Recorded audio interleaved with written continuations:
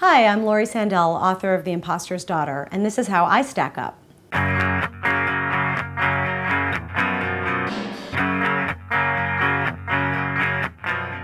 I'm the author of a new graphic memoir. It's called The Impostor's Daughter, and it is a memoir about my father, specifically about finding out that everything he ever told my family was a lie.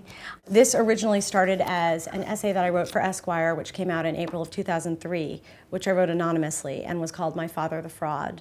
Years later, I finally started to work on a memoir, and it started first as a regular memoir, and I was having so much trouble getting to the emotional truth of the book. I dug up an old box of my childhood cartoons, and I realized that I had, every truth that I had about my father was in those cartoons. And I decided to take a stab at writing the book in graphic form. This one says, "Diploma for doing nothing but snore." Here's another thing of the bird popping out of the clock and saying, "ha ha." The bird is sort of like, I think, is my subconscious or my alter ego, because the cuckoo clock bird is in so many of these cartoons, and it always pops out and says something or comments on something. There's another page I like here, which I just say, "Searching for the truth about my father was like digging at the beach. The more I dug, the more the hole kept filling up with water." I dug and I searched for years. This book took about 7 years to write, mainly because so many things were just coming to light as I was working on the book. And I was dealing with my fear about exposing my father at the same time as I felt this, absolute need to know the truth. Violet, these are relics. Don't walk on them.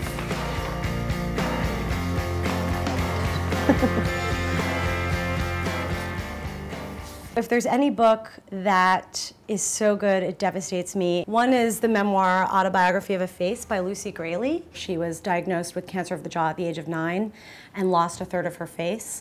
What's so incredible about this book is that it's really just this unsentimental portrait of a woman's struggle with beauty. And if I had to be locked in my apartment with one book, right now it would be this one. It would be The Invention of Hugo Cabret by Brian Selznick.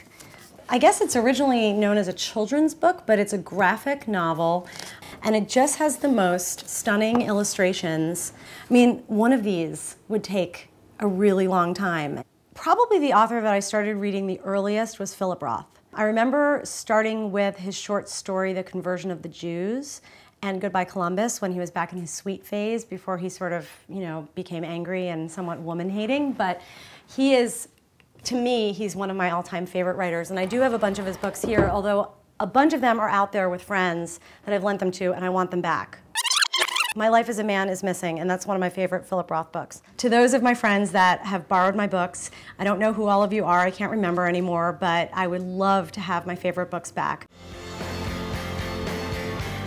I have a number of books on my shelf that were written by friends. One of them is The Good Thief by Hannah Tinty. She and I were at the Writers' Colony Blue Mountain Center together a couple of summers ago, and she became a good friend, and she signed the book in fond memory of our Blue Mountain days. Here's to pulling off another amazing dance party. And Hannah, who is obsessed with dance parties, has now started this reading series where the author gives a reading and then it culminates in a dance party.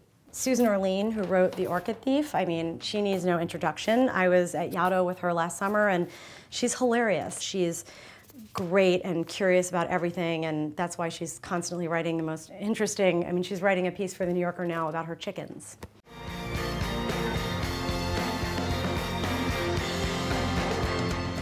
These bookshelves are great because they actually hide books. Oh God, look what's back here. Oh, this is really embarrassing.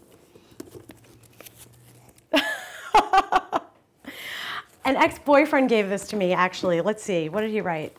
He said, "Scandals be damned. Congratulations on passing your urine test. And remember, no matter what happens, you'll always be our little Laurie." This is from an ex-boyfriend. I got a job at a bank and I had to take a drug test. I passed. This is my Meryl Marco collection. Meryl Marco co-created The Letterman Show, and she invented stupid pet tricks, which I'm sure most people are familiar with.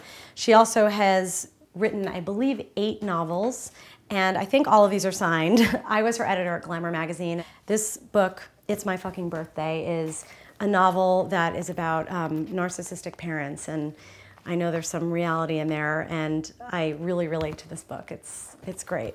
This is the hidden book of all hidden books. This is actually like my biggest, darkest secret is The Secret, which I have totally hidden in this corner. It's funny, a girlfriend of mine who we used to work together at Glamour, she and I heard all this hype about The Secret, and we were like, you know what, we're just gonna go buy it. And we ended up spending an entire afternoon lying on her floor, you know, reading The Secret, and then we're like, let's practice The Secret and see what happens. And 2 seconds later, I got my contract for Glamour.